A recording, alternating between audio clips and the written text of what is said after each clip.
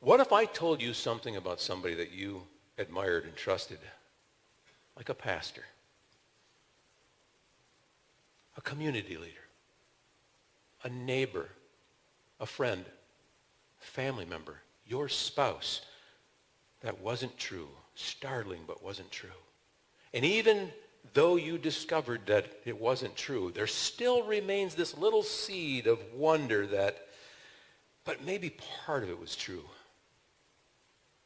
It makes me think of about 20 years ago, I got a spam email about Mr. Rogers, of all people, the child program man who's so gentle and kind. And in this email it said, information you might not have known about Mr. Rogers. Turns out he was a sniper in Vietnam with over 100 confirmed kills. And he actually recorded those kills with tattoos on his forearms, and that's why he always wore long sleeves. Well, I thought this can't be true, so I immediately did some research and found out no. In fact, the Navy even came in and said that Mr. Rogers was too old to even be in Vietnam. Absolutely false. But the thing is, even today, when I happen to hear something about Mr. Rogers, or I see his little show comes on YouTube, I'll see those once in a while, I immediately think, was there any shred of truth that may have been?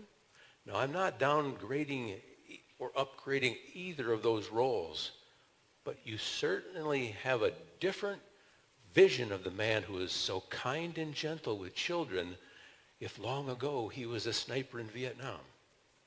Same happens when we share mistruths about other people. There remains a small amount of doubt that continues. So who gossips according to Reader's Digest of 2019? Extroverts gossip more than introverts. People who are wealthier and well-educated gossip more than people who have less money and education. Women also gossip more than men. Whoa! I just read that. I didn't make that claim. But listen to this. Only neutrally. So in other words, guys don't gossip as much, but it's a lot more hurtful and damaging. On the average, people spend about 52 minutes a day gossiping out of 16 waking hours. The study concluded that gossip is ubiquitous. It is everywhere. People of all persuasions gossips, but Christians sometimes raise it to an art form known as prayer requests. Everything we speak will remain for eternity. Think about it like when you send an email. No matter what you type in that email, when you hit send, it is in cyberspace forever, or at least as long as this world exists. Somewhere it is recoverable. You cannot retract it. It is the same with the words that we speak. We cannot take them back. King David writes in Psalm 19, "May the words of my mouth and the meditations of my heart always be acceptable in your sight, O Lord, my Redeemer."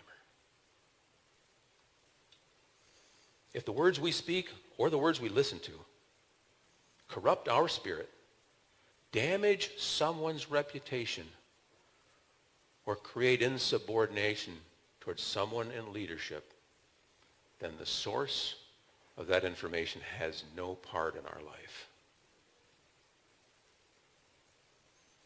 Ephesians 4:29, "Let no corrupt word proceed out of your mouth, but what is good for necessary edification, that it may impart grace to the hearers."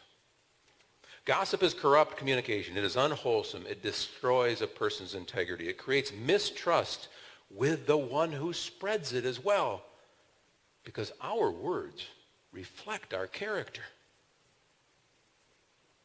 Proverbs 18 says, "Death and life are in the power of the tongue." Our words can bring healing, or they can destroy.